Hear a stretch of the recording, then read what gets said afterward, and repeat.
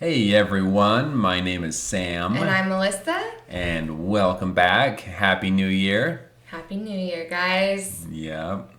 We're finally back making more videos after Yes. after the long journey of moving and repainting our house. So here we are.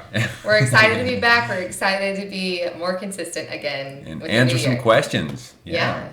One thing that we wanted to talk about, since obviously it's just a brand new year, was kind of what the FLDS did to celebrate New Year's. Did you guys celebrate it all? We just worked right through the end of the year and It's a shocker, right? For anybody who's been watching this channel at all, it's a shocker that they didn't celebrate something, Yeah, I'm sure. yeah. The only time that I recall really paying attention to when a new year was beginning or ending was when there were dates set by the leaders saying that the world was going to end or that everything was going to change by a specific date.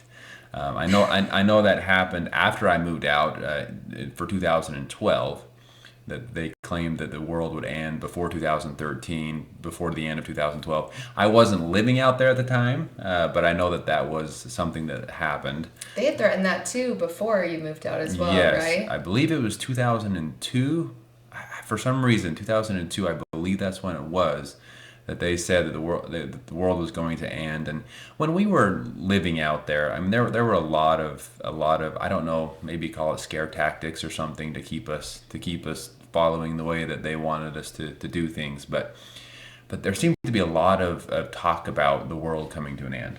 Why do you think they talked like that? And honestly, it could just come down down to the scriptures that they read, because a lot of the teachings and scriptures talk about, The end of days. the end of days and the beginning of days and the end of days, and they would actually come down and talk about specific things like people from such and such country will come from this side, and another country will come from this side, and they'll all come to attack the Lord's people, and we better be prepared or we won't survive. That kind of stuff.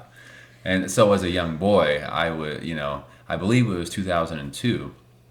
When 2002 came around, I was really and the end of 2001 I very well remember.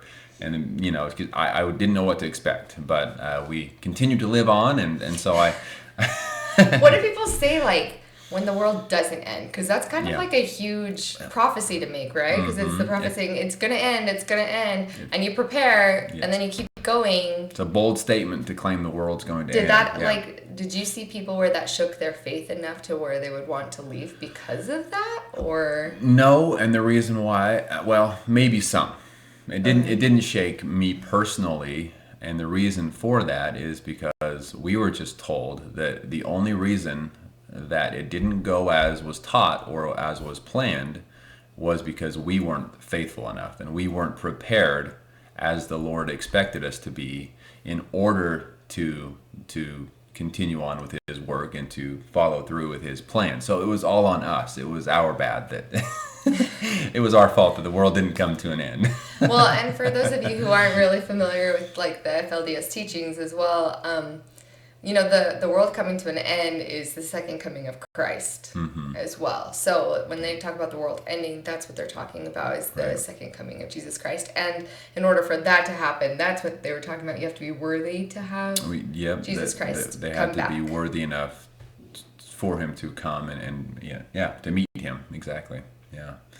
So that's What kind of preparations, when they said, like, okay, the world's gonna end, Christ is coming, like, what kind of preparations did you guys do? Like, was it food storage? Like, were you preparing for the type of war stuff you were saying? Was it more like physical preparations or more spiritual preparations? it was more spiritual, and there were physical as well as food. Food storage was one of them. Being prepared and having we in our own home had a cellar that was huge, and we had a lot of canned fruits and vegetables and things that would last a long time. So we were always prepared as far as food goes. But most of it was spiritual, being obedient, doing what we were supposed to do, following the scriptures, following the teachings of the leaders out there, and being perfectly obedient to those teachings. That was what was expected to. And of course, as a young boy, I wasn't always perfect at following every teaching out there. So when they told me it's your fault, it's the people's fault that we're not prepared, I was, okay, that's probably true. I did hold that girl's hand, so it kind of makes sense. So anyway, was Warren Jeffs the only prophet who claimed that the world was going to end? Was he the prophet into? No. So when I first heard of this, Reuben Jeffs was the prophet. His Warren Jeffs' father. Okay. That was and he was the prophet when I was born. Reuben Jeffs was the prophet when I was born. The prophet before him was already dead by the time I was born. So those were the two prophets I knew, and I heard first when Reuben Jeffs was in power that the world was going to come to an end, and then of course that continued on to 2012 with Warren Jeffs. Okay. So anyway, and I don't know if there were other dates, and maybe some other families got other information. I don't know, but as far as our family was concerned, I only know of those two. Gotcha. So, as if two's not enough to think that the world's going to end. Well, and they weren't the only ones that believed that in 2012. There were. I remember there were a lot of. Because the Mayan calendar. Yeah. So a lot of people. I don't know if they believed it, but I know a lot of people were a little nervous. Talked about it. It was definitely a discussion, even though I wasn't living out there. Amongst a lot of people that I knew, it was a discussion that people were talking about. So. Yeah. They're just one of the many groups. Exactly. So. But. Yeah, that's pretty much as far as New Year and the New Year ending, or the New Year coming, and then the year ending. That's the experiences I had. We didn't celebrate it by any means. There weren't really any type of celebrations out there, so we didn't do anything to celebrate it.